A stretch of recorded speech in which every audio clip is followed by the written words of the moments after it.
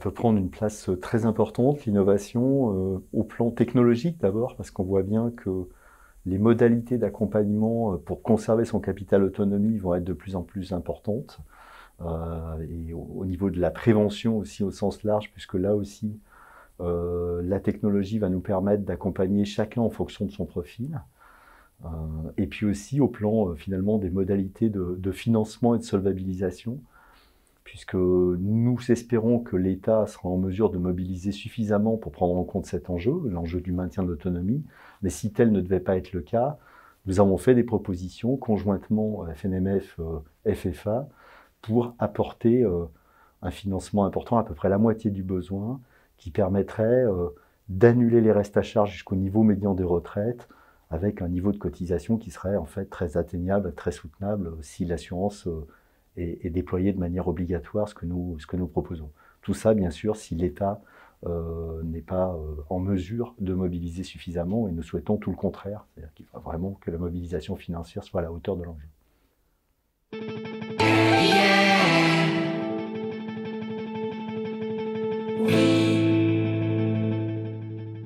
Je pense qu'elle prendra plusieurs formes. La première va tourner autour de la prévention. On est dans un pays qui a une capacité curative forte. La crise pandémique le démontre une nouvelle fois, mais qui a une culture préventive faible. C'est là-dessus qu'on doit mobiliser pour permettre à chacun de garder son capital autonomie le plus longtemps possible. Quand on est tous en bonne santé, quand on est jeune, évidemment, et aussi quand malheureusement, on peut avoir une partie de celui-ci qui est entamée. Et là, on peut mobiliser, je pense, utilement pour permettre à chacune, à chacun de rester le plus longtemps possible à domicile, et si possible en bonne santé. Pour ce faire, il nous faut refonder le système et le rôle des EHPAD. À terme, l'EHPAD sera un pôle ressources, avec des ressources médicales et médico-sociales qui pourront être mobilisées au service des personnes qui ont une situation de perte d'autonomie qui ne justifie pas qu'elles quittent leur domicile, et du coup qu'on réponde à leur motivation de rester chez elles, tout en leur apportant un accompagnement qui aujourd'hui n'est pas atteignable dans ces modalités-là. Et donc il nous faut concevoir un système où l'EHPAD irrigue les professionnels qui y travaillent et aussi les professionnels du domicile, du coup se trouvent dans une mise en réseau, une capacité d'action qui sera finalement à refonder, et aussi bien sûr en accompagnant tout ça de modalités technologiques dont on peut parler plus précisément, mais qui permettront finalement de sécuriser l'évolution du risque pour la personne elle-même et les modalités d'accompagnement dans sa vie courante à son bénéfice et pour lui permettre de continuer sa vie chez elle.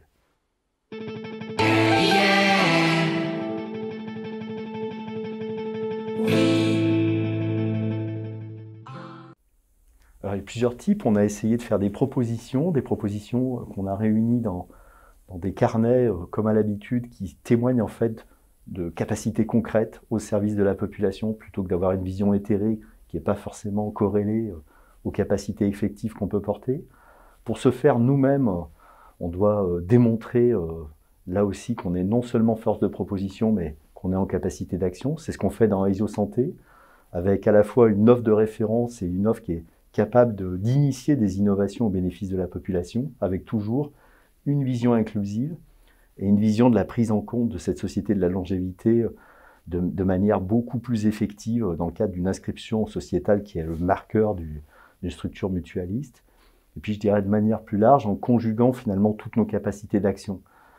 L'assurance pour protéger face à des situations où la personne peut se retrouver mise à l'épreuve dans sa capacité contributive.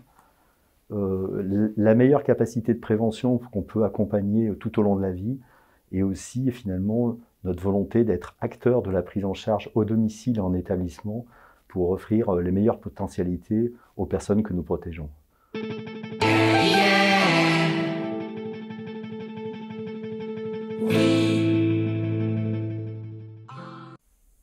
Nous portons une vision sociétale beaucoup plus inclusive qui permette aux personnes âgées de trouver toute leur place en lien avec leur famille, et nous avons essayé de le traduire dans le concept de Cité des aînés. Cité des aînés, c'est une vision inclusive dans la cité, avec tous les ressorts culturels et d'accompagnement qui peuvent être accessibles aux personnes qui y vivent.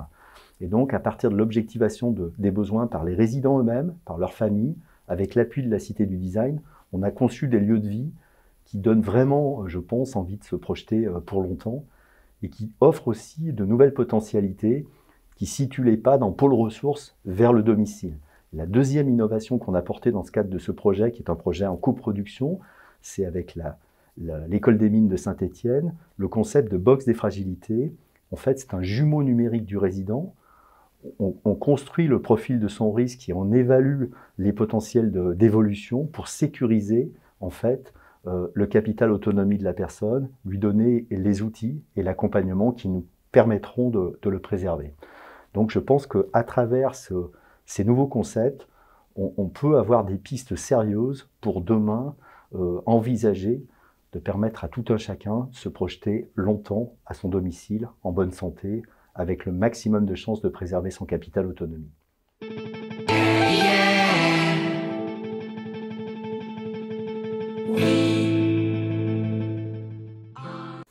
Nous sommes une force de proposition, une capacité d'action. C'est vrai qu'avec les acteurs de l'écosystème et du maintien de l'autonomie et de la silver economy, on a très envie de nouer des partenariats riches.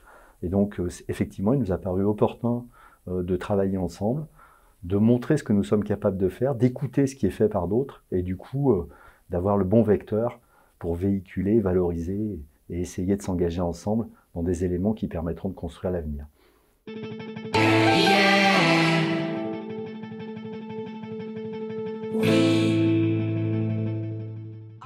Alors, la feuille de route, c'est de donner vie à la mutuelle que nous créons et qui est le fruit elle-même d'un long passé, d'un riche passé, celui des 3 mutuelles qui l'ont constitué, et puis de prendre toute notre place dans le groupe créé avec la Massif pour montrer là aussi notre capacité contributive à l'intérieur du groupe et aussi pour la population que nous protégeons. Nous sommes partis en fait pour relier ça à Edge in Fit, un partenariat qui avait été initié par une des mutuelles qui a donné vie à Aesio. Là, il nous appartient de le porter en plus grand et peut-être de montrer qu'on a une capacité d'initiative et d'action sur le plan de la prévention, de l'accompagnement, peut-être des modalités à solvabiliser aussi les potentialités du maintien de l'autonomie à domicile en établissement dans des proportions plus significatives à l'avenir. Nous pensons que l'État va devoir se mobiliser sur cet enjeu, c'est en tout cas ce qui a été affiché. Il nous appartiendra, nous aussi, d'être présents au rendez-vous pour déployer des solutions et, si c'est nécessaire, compléter les capacités de financement qui permettront à toutes les familles de pouvoir assumer cet enjeu dans des conditions beaucoup plus atteignables qu'aujourd'hui.